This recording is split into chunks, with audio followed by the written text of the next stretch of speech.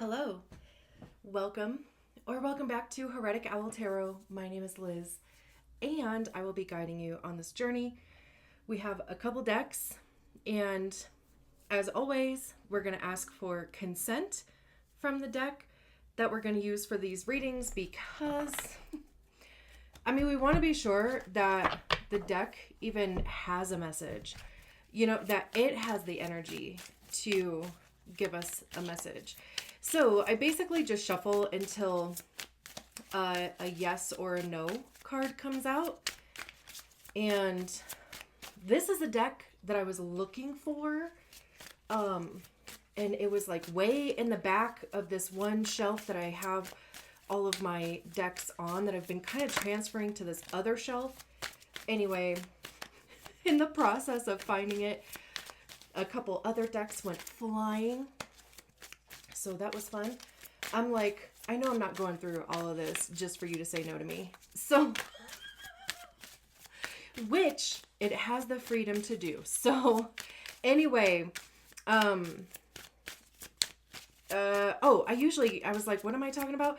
I've been kind of doing a little disclaimer at the beginning, just so we're all on the same page. We have the star. That's a yes card. Okay, good. So, we'll save these two decks for another time. So yeah, disclaimers. I'm not a psychic. I'm certainly not claiming to be, but I know these cards and my intention is to give you the message as it is coming through on the card and as it's coming through for me.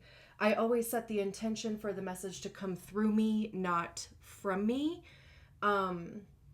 So however which way and as many different times that comes through, I do like to explain the message of each card because not only does it help me process my thoughts, but you have your own intuition. You're the one that's living your life. So no doubt you are going to receive your own message. Now, of course, be discerning. Don't try to fit a small peg into a round hole. Really listen to that distant voice, not the loud one, not that loud one that most of us have, but the one for me, it's always like off to the right back of my head. And, it's literally, it's like just, it's neutral. It's confident. It's like, it's free of, ego, emotion, all the things, right? So that is the voice that we want to tap into, even if we sometimes don't like what it is saying. Of course, if you haven't already, I would absolutely adore you. Well, I adore you anyway, but I would adore you even more if you subscribe to my channel. Truly, it is an energy exchange. And of course it helps me grow. So it's, just this circle of, growth, because hopefully these messages are affirming or confirming for you, because sometimes too, we just need to have confirmation or affirmation that what we think is going on is actually going on. And that way it frees up the mind space. It frees up our energetic space to be able to focus on the next thing.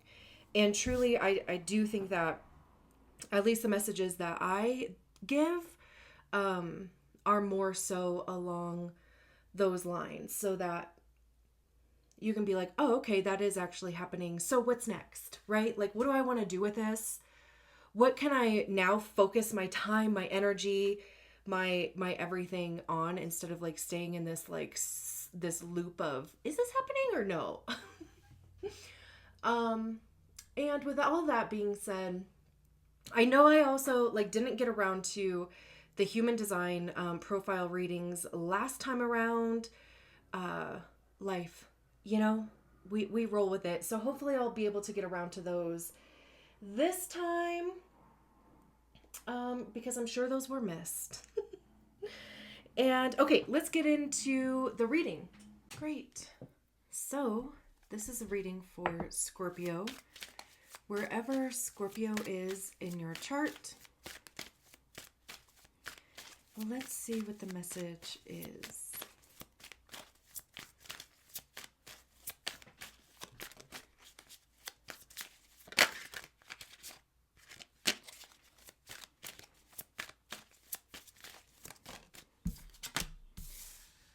We have the Five of Swords. Interesting.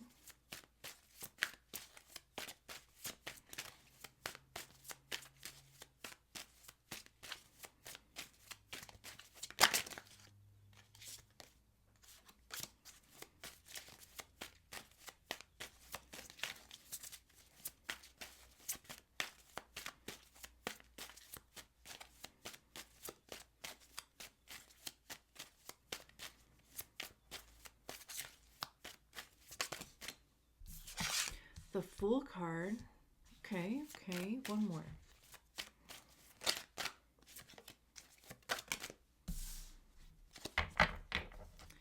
Eight.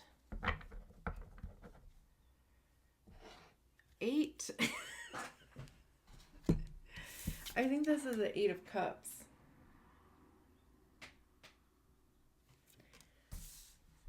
I'm just going to be doing that through all of these readings. I haven't used this deck probably since 2023-ish.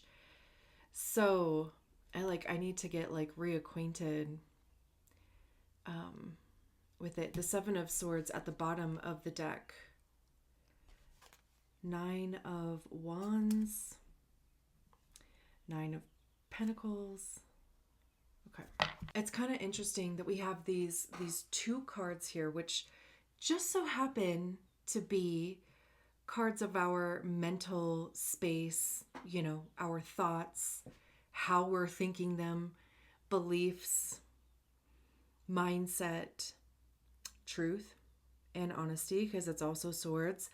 I see swords too as being the suit of ego, because that's generally where we tend to hear our ego, is in our minds.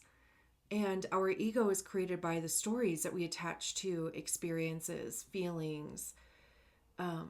It becomes reasons why we do things, why we don't do things. It becomes our reality. It becomes our temperament, our personality, right? So, yeah, we have these two cards dealing with our mindset. And neither one of them are all that great. There's no bad cards in tarot, right? I mean, it's just energy. It's just a message. But then we have these other two cards that talk about moving forward. So, there's this tug of war type of feeling here. I call the Five of Swords the battle of wits. It's like mental gymnastics. There's generally other people involved in the Five of Swords. I guess fives in general-ish.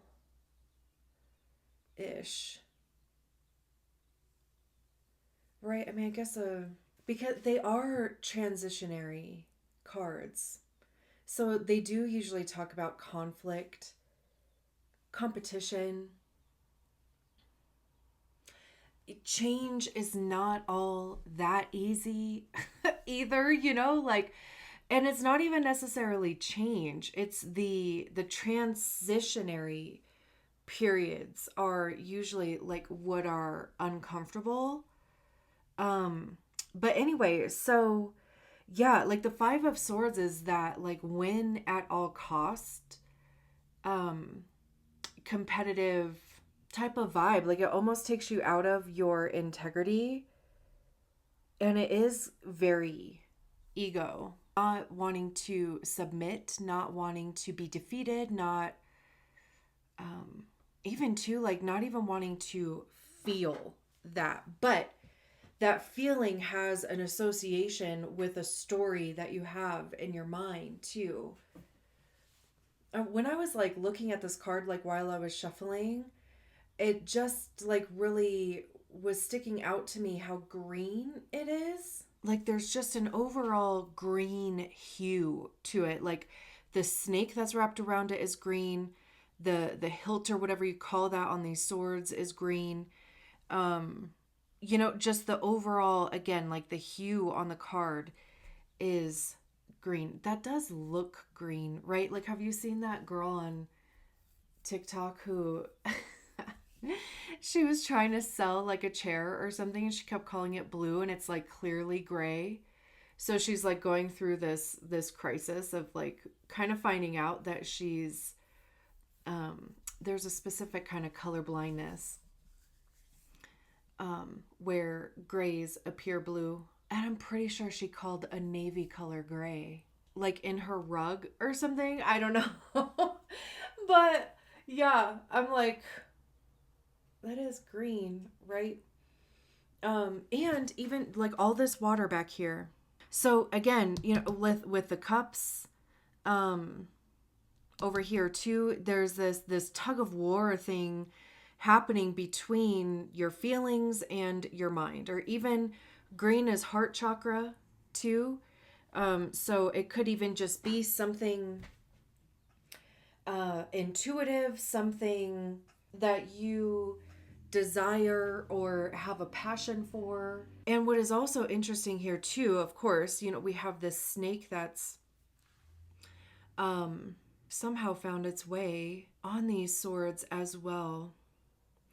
And it's funny, like immediately my brain wants to go to, like when you think of, like when you call somebody a snake, right?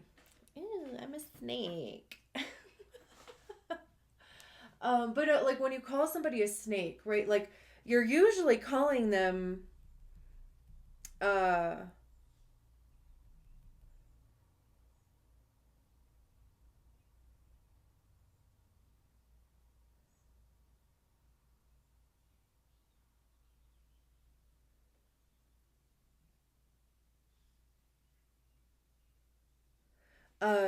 like a manipulator, or it's not usually like a good thing to call somebody a snake, right? Like they're sly, or they're slithering around, I mean slithering, right, is I think like depicted by a snake. Um However, though, like I mean like my brain kind of wants to go there, especially too just like with the association of the 5 of Swords. Because, like if you're kind of in the energy of like winning at all costs, then there could be a potential of manipulation. And I don't know if I said this already before, but like falling out of your integrity, trickery, right? Like, however, though, also with snakes, there is this growth. Like, they're not always bad, right? I mean, like, Kundalini is depicted by a snake. Going through a Kundalini like awakening. That's not bad. Like it's not all negative. And also too, I was gonna say, snakes shed their skin. And when do they shed their skin? When they're growing. They've literally outgrown their skin. And to, like, if they are unable to shed that skin, they will suffocate, or they will develop an infection and die from it. Like, they have to. They have to do it. Also, too, I believe that like when snakes, or even like tarantulas, shed their skin, they do that to replace or repair injured scales, fangs, feet, whatever. So if there was an injury,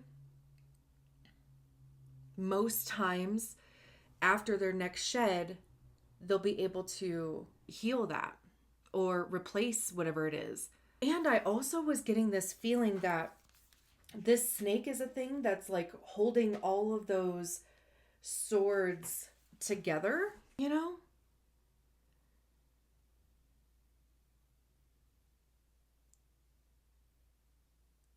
Like it is the energy that is holding things together. So like literally that can go either way. Like is the energy that is holding things together manipulation, playing tricks? Or is the energy that is holding things together growth and the willingness to repair something that has been injured? The book says conflict, defeat, threat, perspective.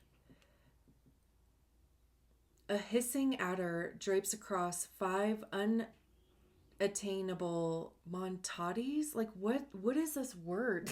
Montats? Montants? Is that a word for a sword? Like, bro. Every once in a while I get embarrassed, like reading in front of the class. A large two-handed sword. Spain and Portugal.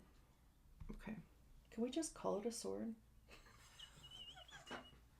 Thank you for not judging me. So, the upright 5 of swords symbolizes the kind of one-sided conflict that saps your energy, but amounts to nothing in the end.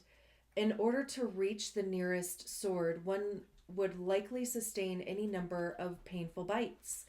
This card reminds you that it's important to recognize when we are being manipulated, guilt-tripped, or goaded into fruitless arguments.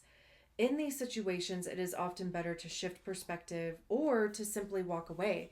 And that's a thing, right? I mean, like that snake could be somebody else because, like I was saying, the 5 of Swords does generally include other people, and is the whoever is representing this snake energy, right? And like I said, they're holding things together, but at the same time preventing you from taking any action or grabbing at any one of these swords. Like, again, you or somebody else. My dog sounds like Thumper trying to like scratch his,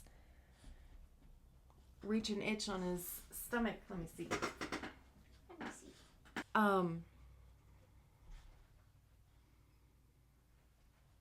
Yeah. And what they are trying to prevent from happening is this leap of faith. You know, I mean, honestly, it could be like those type of people that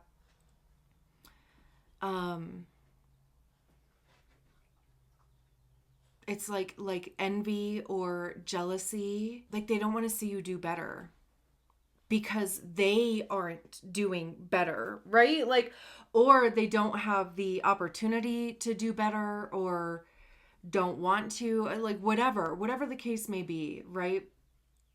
It's not good either way. Like it's not good energy to be all around, but it does like kind of keep you stuck. The Fool, like I said, is a leap of faith. It's trust, it's surrender, right? It's like that moment that you decide to go for it. They're already on this broom here. They're heading towards the light, which to me, that's just your goal, your ambition, you know, like even to like where your intuition is directing you to go towards. It's kind of like a YOLO type of feel. And that very well may be the energy that you need to take on is just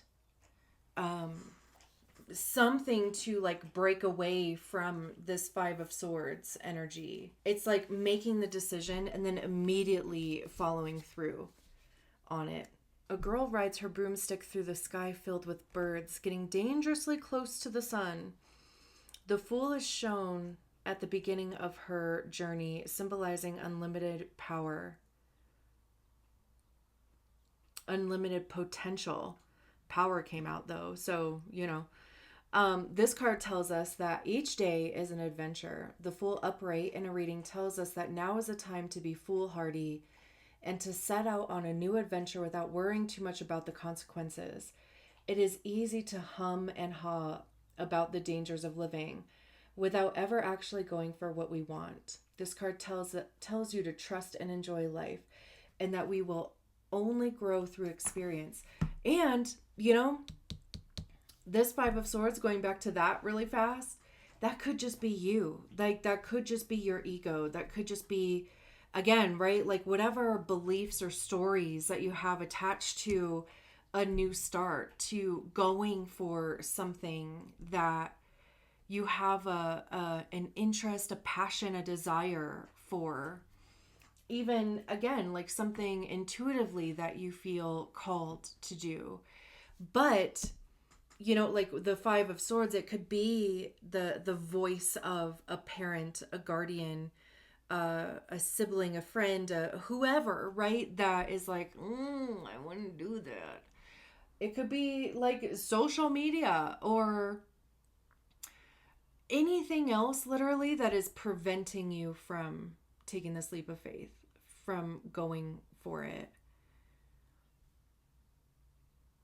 This almost kind of feels like devil energy, but again, it's your mind. It's the perception around the thing that is preventing any like forward movement. But with the Fool card being here, and especially with the Eight of Cups being behind it, the energy is available for you to make that decision to move forward, even though the Five of Swords exists. Like, okay, yeah, heard you. However, I have to, I want to, I need to, like, do this thing, whatever the Fool is for you.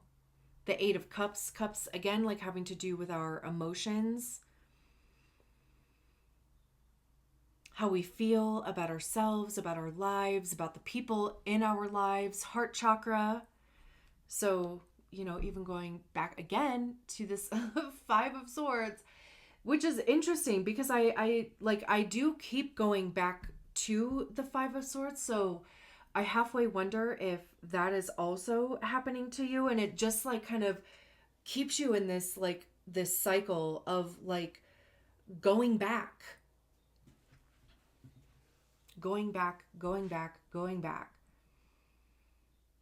And in the Eight of Cups here, is that an eagle maybe? Like, they've turned their back now to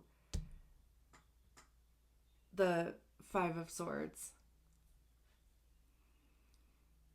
And they're looking more towards the future. The Eight of Cups does talk about leaving behind what is no longer serving you. It's recognizing that whatever is in these Eight Cups, like, just has not,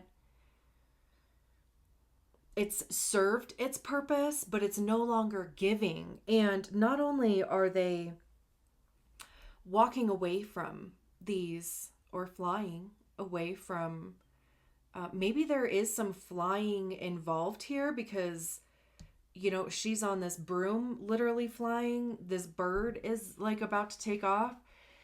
So maybe there is something having to do like with travel, creating distance could even be, if it's not like literal travel, just creating distance from this Five of Swords energy.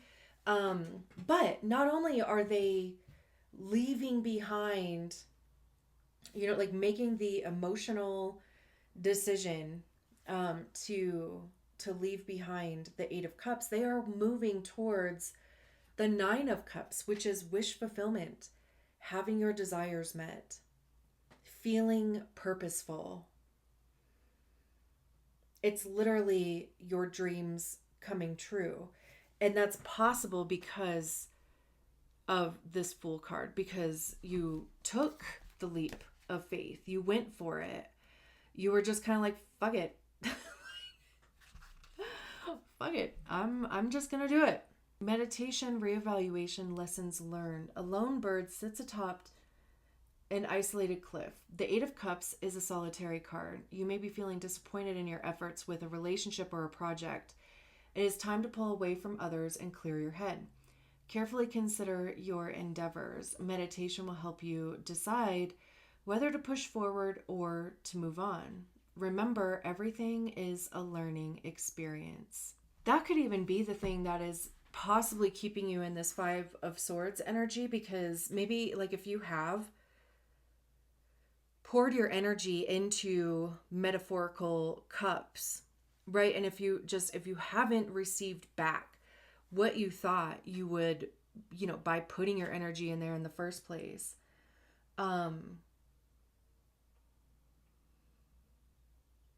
then again, like, right, like it creates this like cycle of, like I've done it.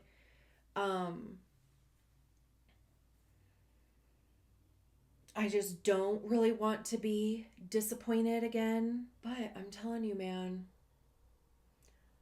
I feel like the purpose of the Fool card coming out here is to say that there is a different experience awaiting you in this process.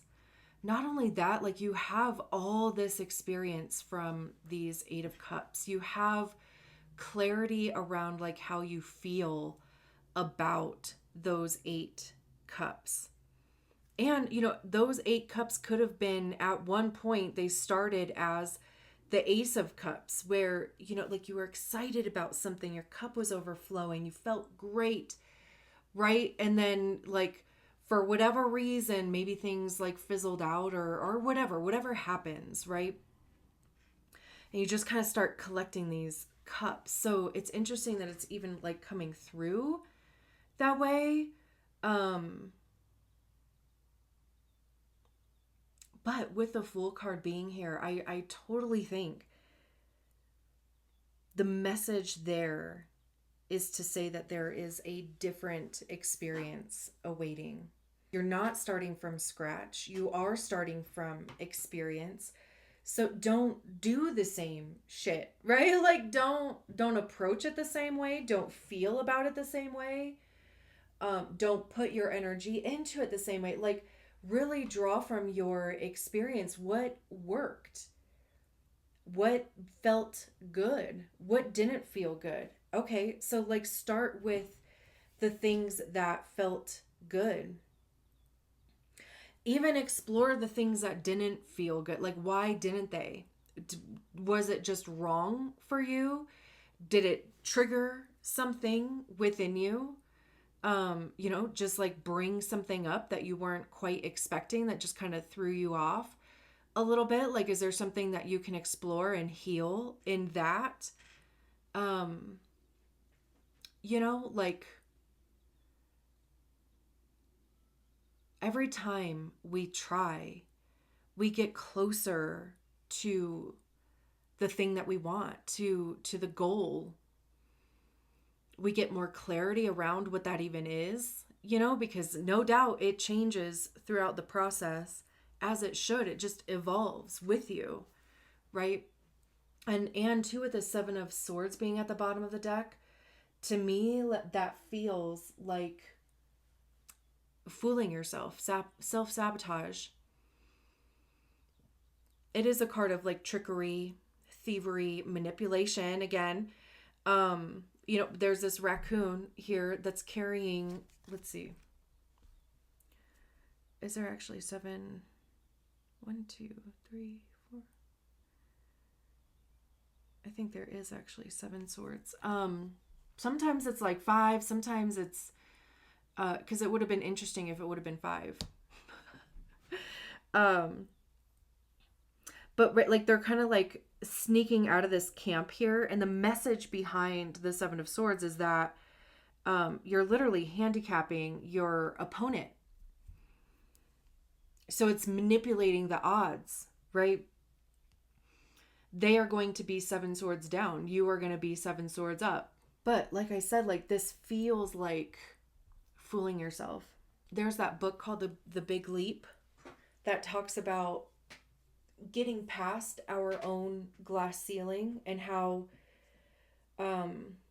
we tend to knock ourselves back down a few pegs. Like once we do reach our own glass ceiling because it's uncomfortable. It's uncertain. It's uncharted territory, right? But so you have to start kind of like drawing in on your coping skills to allow yourself to go past your own glass ceiling, because that's also too like where those self-sabotage thoughts come in, right? The limiting beliefs, like Brene Brown calls them gremlins, shame, guilt, and it's like robbing yourself of success and getting what you want. And again, even like just kind of putting you back into this like perpetual cycle. The Nine of Wands, I feel like this is something that you have to push yourself through. This almost even kind of feels like Dark Night of the Soul energy, because on the other side of that is the Nine of Pentacles, which is success. I mean, even just look at the difference between these two cards, The only way out is in, the only way out is through. Like you have to go through, especially Scorpio, right? Like, but like you have to go through your own darkness, your own shit, your own like upside down in order to reach paradise. It's worth it. It's just emotionally taxing, mentally taxing. Even just her flying, like that could even be a bit chaotic and just having to hold on for dear life, right? But like trusting that you will get to the other side, because of course you will. But like, it's like, this is like that period of time or life where to get to that next step where no doubt you intuitively know you want to be at, there's something here at the Five of Swords you have to break free from. There is a leap of faith. Like you have to trust yourself. You have to trust your intuition, your vision. Work through whatever it is that's like holding you back, because not only that, like it's only going to help you in the future, not just with this thing, but you get past this point and then like you just keep going. Rest as much as you need to. Hydrate. Journal, whatever. Beautiful. All right, I'm going to leave it there. Thank you so much for allowing me to read your cards. I will talk to you soon. Bye.